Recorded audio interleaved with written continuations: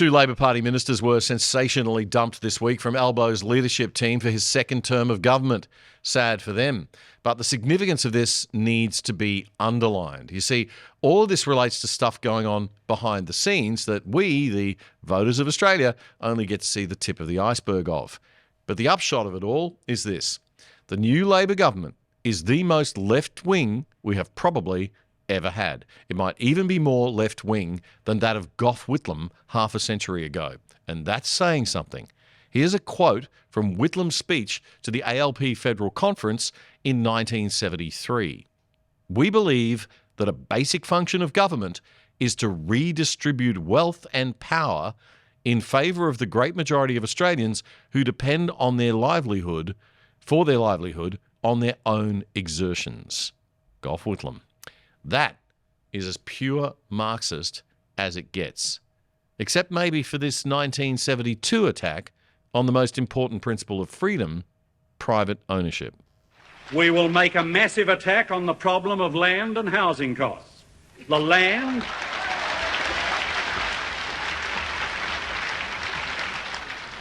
land is the basic property of the Australian people.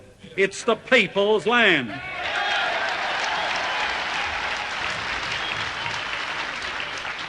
And we will fight for the right of all Australian people to have access to it at fair prices.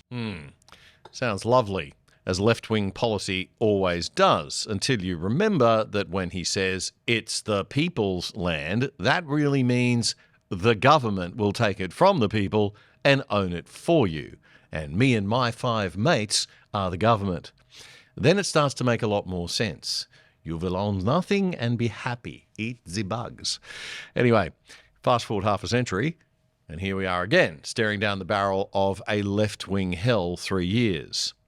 Labor's factions are pretty well defined and linked to unions that provide them with resources and funding. Each of the factions has a different union.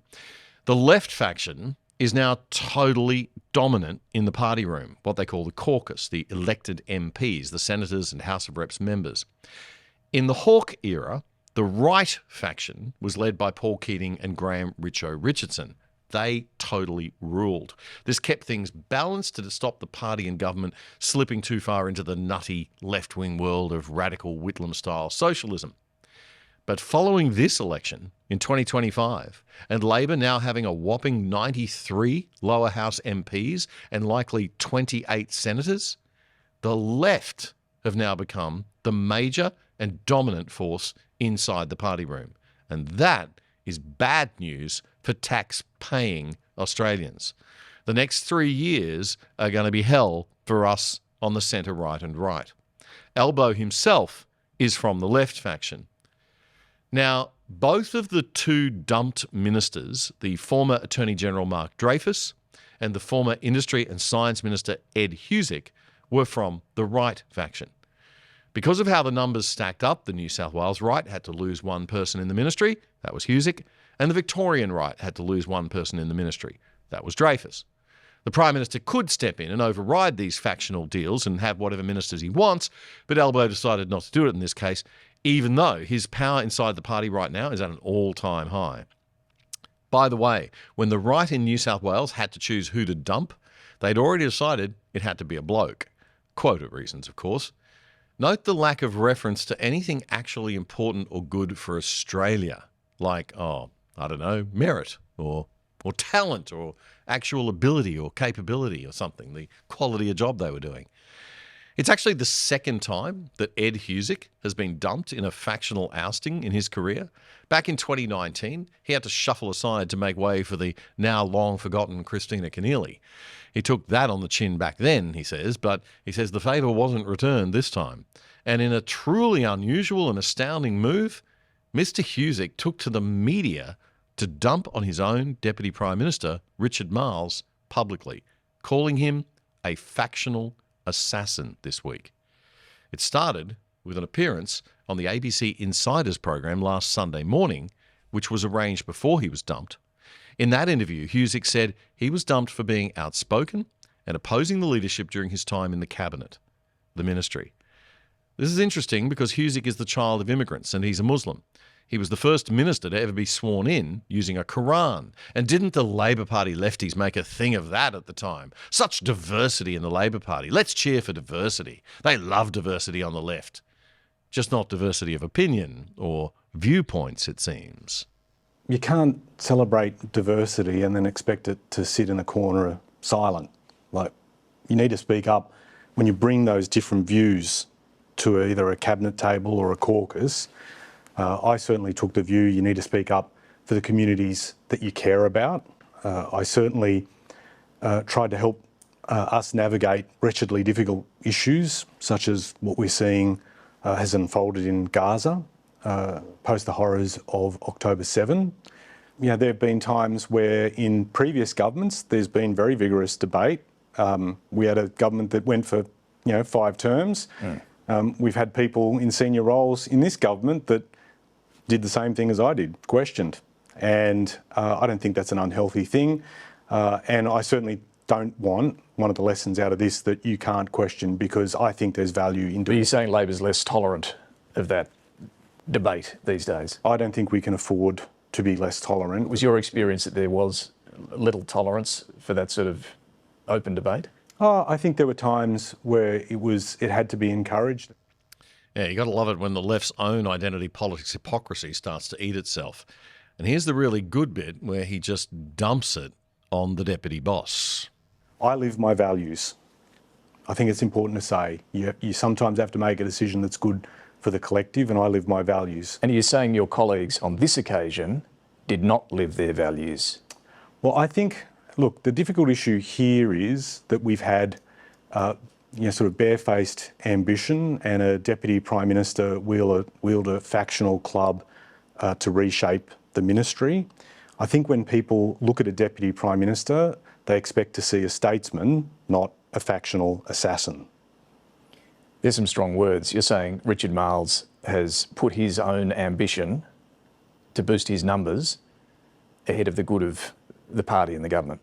Well, I think a lot of people would draw that conclusion, right? And I think he needed to exercise leadership. He's part of the leadership group. He needs to be able to show that we've got to be able to manage these things in an orderly way. I've tried to show that in times past. I think he can show that. Wow. That got the media lovies all freaked out. You almost never see the Labor people stepping out of line like that. Very, very naughty. But I think it's good. I think it's healthy. I'm sick of all the pretend unity. Nobody's buying it anyway. And the reality is that our democracy should have diversity of opinion, and we should see public disagreements and spats between MPs so we know who's who and stands for what. There's too much central control in both the major parties in Australia. We need more leaders elected by the people, the rank and file members of the parties too, not just the in-crowd in the caucus. Look, our political parties are not country clubs or corporations where people should be having nice careers. They're meant to be political parties full of people who represent us and serve us. And both major parties have become a little too inside their own heads. This might explain why the Labor primary vote sits at under 35% and the coalition at 32%. We're sick of their nonsense. I feel for supporters of our party who went from the high of a Saturday and a terrific and tremendous win to the lows of factional grubbiness. And I just feel like it's been a distraction at the start of what will be a successful second term. And do you primarily blame Richard Marles for that? I think Richard has a lot, there will be a lot of questions put to Richard about his role, and that's something that he will have to answer and account for. You blame him? Well, I think I've been pretty clear in my last answer. In terms of Right. So that is the ABC Insider Show. Ed Husick speaking there, and that full interview, of course, is available on the ABC YouTube channel. All of this politics stuff isn't as important, of course, as our country's future. And one of the reasons I reckon the loss of Ed Husick is really bad for Australia is that he seemed to understand economics a bit. He even once suggested that the company tax rate could be lower, infuriating our very socialist treasurer, Jim Chalmers. Husick was also the architect of what I reckon was one of the very few policies of the Labor government that had vision and supported business and our national growth a little bit, the Future Made in Australia plan. It was all too heavy on the renewables industry and the transition, but at least it was an economic policy with some good ideas for supporting business to grow.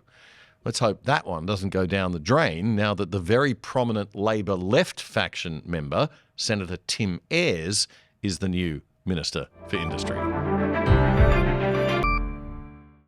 You may have noticed if you've been overseas on holiday recently that you can log into your streaming services like Netflix or Prime in other countries, but the shows they offer are different and sometimes even better. You're paying good money for those subscription services. Why can't you watch?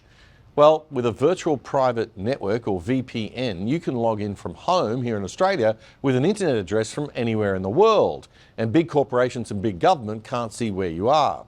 Now, to be clear, criminals can still be actively found with police warrants, of course, but the average honest citizen will have their location protected from prying eyes of corporate marketers and government bureaucrats. If you sign up now with private internet access, we think they are the best VPN service out there. That's private internet access. As a viewer of The Other Side, you can get 83% off the price of your subscription and get online for less than $3 a month. Check it out right now. Go to piavpn.com/otherside. That's piavpn.com/otherside. It's a great service and a rock bottom price, and you're helping keep The Other Side going and growing. That was a segment from a recent episode of our fortnightly news commentary show, The Other Side, with me, Damien Curry. If you liked it, support us. Subscribe to our channel on YouTube right now so you don't miss a thing. It's totally free. Just click that subscribe button and the little bell. And check out our Other Side Unplugged show too, and join our mission to actually do something and change Aussie media for the better at othersidetv.com.au. That's othersidetv.com.au. Check it out now.